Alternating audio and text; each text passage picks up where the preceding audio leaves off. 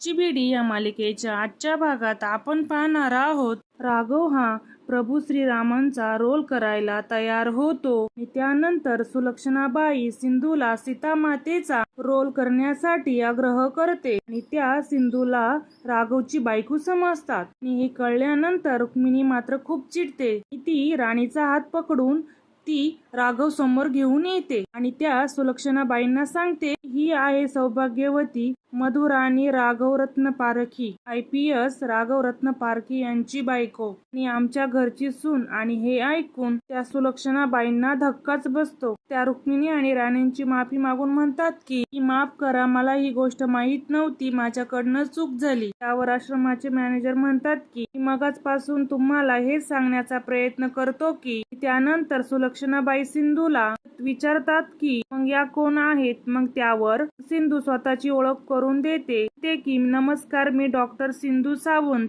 ते नाव ऐकल्यानंतर सुलक्षणाबाई त्यांच्या लक्षात येतं की या तर आपल्या आश्रमात काम करतात. आणि त्यानंतर त्या सिंधूला विचारतात, पण तुम्ही येथे काय करतात. त्यावर सिंधू सांगते की मी येथे विनायकच्या ट्रीटमेंटसाठी पेन गेस्ट म्हणून राहते. त्यानंतर सुलक्षणाबाई पुन्हा एकदा राणीची आणि रुक्मिणीची माफी मागतात आणि म्हणतात की माझा गैरसमज झाला, मला माहिती नव्हतं. आणि त्यानंतर रुक्मिणी त्यांना सांगते की जर तुम्हाला तुमच्या नाटकामध्ये राघव प्रभू श्रीरामांचा रोल करणार असेल तर सीतामातेचा रोल राणीच करेल. आणि त्यावर त्या सुलक्षणाबाई सुद्धा नाईलाजाने हो म्हणतात. हे ऐकून मात्र राणी खूपच खुश होते. राघव आणि सिंधू मात्र एकमेकांकडे बघत उभे असतात. त्यानंतर रात्री सिंधू विनायक आणि सावी लव आणि कुशची गोष्ट सांगत असते. नाटकासाठी त्यांच्याकडून डायलॉग पाठ करून घेते. त्यावेळेस ते दोघे जण सिंधूला अनेक प्रश्न विचारत असतात.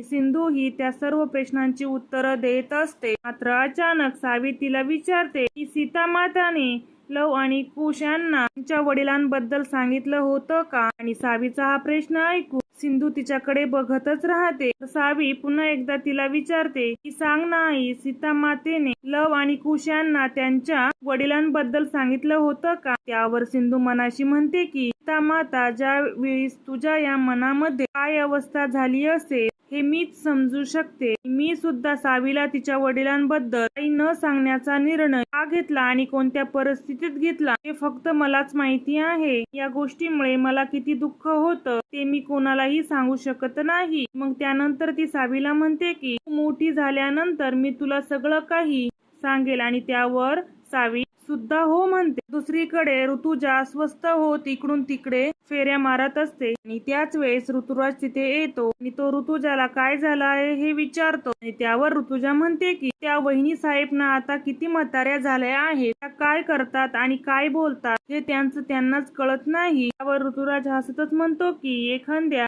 गोष्टीचा विरुद्ध झाली की मग लगेच असं बोलायचं का. एरवी तर तू सतत लगेच वहिनीच्या मागे मागे करत असते, मग आता काय झालं. ऋतुजा रागतच त्याला सांगते, वहिनी साहेबांचं ना आता वय झालं आहे. या घरात जे काही नियम आहे हे त्यांनीच बनवले आहे याची त्यांना आठवण करून द्यावी लागते. त्यामुळे मला सतत त्यांच्या मागे मागे करावं लागतं. मगाशी काय झालं बघितलं ना तुम्ही. त्यावर ऋतुराज म्हणतो की हो, पण राणी सीतामातेचा रोल करणार ना. वर ऋतुजा म्हणते हो, पण ते सुद्धा रुक्मिणी वहिनींमुळे. तर त्या सिंधूने सुलक्षणा बाईंसमोर तीच राघवची बायको आहे असं चित्र उभं केलं होतं. तर ऋतुराज ऋतुजाला विचारतो की मग राणी काहीच का बोलली नाही. वर ऋतुजा चिडून म्हणते की ती राणी हाफ मॅड आहे आणि ती विनायकसाठी काहीही करू शकते. तिने त्या मुलासाठी सिंधूला पुन्हा या घरात घेऊन आली. ती सिंधू घरात आल्यापासूनच पुन्हा आपल्या घरामध्ये भांडणं सुरू झाले. आता मलाच काहीतरी करायला हवं. व ऋतुराज म्हणतो की तुला जे काही करायचं ते कर, मला यामध्ये उडू नको असं म्हणत पुन्हा तो झोपायला निघून जातो. तर दुसऱ्या दिवशी सकाळी सर्वजण नाश्ता करत असतात. तिने राजश्रीला राणी आणि राघव बद्दल विचारते आणि ऋतुजा बद्दल विचारते. व राजश्री सांगते की ऋतुजाचं डोकं दुखत आहे त्यामुळे ती आराम करते आणि ऋतुराज भाऊजी तिच्यासाठी मेडिकल मधून औषध आणायला गेले. त्यानंतर ती राणी आणि राघव बद्दल विचारते आणि त्याच वेळेस राणी तिथे येते. ती सगळ्यांना सांगते की राघव काल रात्रीच एका मिशनवर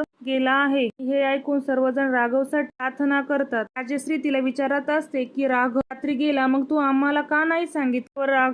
ती म्हणते की 3 वाजता DIP सरांचा कॉल आला होता. मी तुम्हाला सांगणारच होते, पण राघव म्हटला की उद्या सकाळी सर्वांना सांग. त्यानंतर राजश्री देवाकडे प्रार्थना करते. त्यानंतर ती रत्नाकरला सांगते, मला किराणे मालाचे पैसे द्या आणि मला त्यासाठी 10,000 रुपये द्या. तर ते ऐकून रुक्मिणी म्हणते, राजश्री ही सगळी जबाबदारी रेशमाची आहे ना, मग तू स्वतःच्या खांद्यावर का घेतेस? व राजश्री सांगते की किराणा मालासाठी आणि किराणा सामानाची यादी रेशमानीच बनवली आहे. तर मला असं वाटलं की तुम्ही तिला पैसे द्यायला विसरलात, म्हणून मी यांच्याकडे मागितले. रुक्मिणी सांगते की मी रेशमाला पैसे दिले आहेत, मात्र रेशमाचं त्यांच्या या बोलण्याकडे लक्ष नव्हतं. ती मोबाईलमध्ये चॅटिंग करत असते. त्यामुळे रिषभ तिला मोठ्याने आवाज देत म्हणतो, ग रेश्मा, लक्ष कुठं आहे तुझं? ते ऐकून रेश्मा वैतागून म्हणते, अरे रिषभ, काय कटकट आहे तुझी? तर रुक्मिणी म्हणते, रिषभनी नाही तर मी तुला आवाज दिली, माझी सुद्धा कटकट होत आहे का? तर त्यावर रेश्मा काहीच उत्तर देत नाही आणि ती रागतच सगळ्यांकडे बघत असते. काकू तिला म्हणत असतात,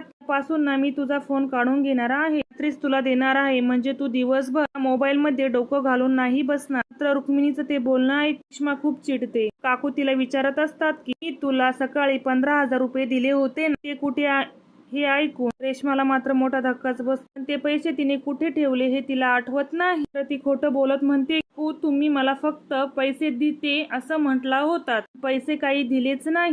तर रुक्मिणी म्हणते की विनायकाची कृपेने माझी स्मरणशक्ती अजून चांगली आहे. मला चांगलं आठवत आहे की हॉलमध्ये मी तुला 15,000 रुपये दिले होते, 500च्या 30 नोटा होत्या. हे ऐकून मात्र रेश्माला काय बोलावं ते समजतच नाही. तर तरी सुद्धा ती रुक्मिणीलाच खोटं ठरवण्याचा प्रयत्न करत असते. त्यानंतर अचानक ती म्हणते की मला इथे थांबायची इच्छा नाहीये, इथून निघूनच जाते आणि त्यानंतर तिथून जाण्यासाठी निघते. रुक्मिणी तिला थांबवते आणि म्हणते, स्वतःची चूक झाली आहे ना, ती मान्य करायला शिक. तर त्यामुळे रेश्मा वैतागून म्हणते की तुमच्या आवडत्या माणसांसाठी वेगळा नियम आणि आमच्यासाठी वेगळे नियम, असं का? राणीने आणि त्या तुमच्या अन्वीने काहीही केलं तर मला चालतं, पण तुमच्याकडून थोडी चूक झाली तर तुम्ही लगेच आम्हाला शिक्षा देणार का? आणि त्यानंतर सिंधू सुद्धा त्या ठिकाणी येते. तिने या दोघींचं बोलणं ऐकलेलं असतं. त्याच वेळेस तिला टिपॉयवर पैसे दिसतात.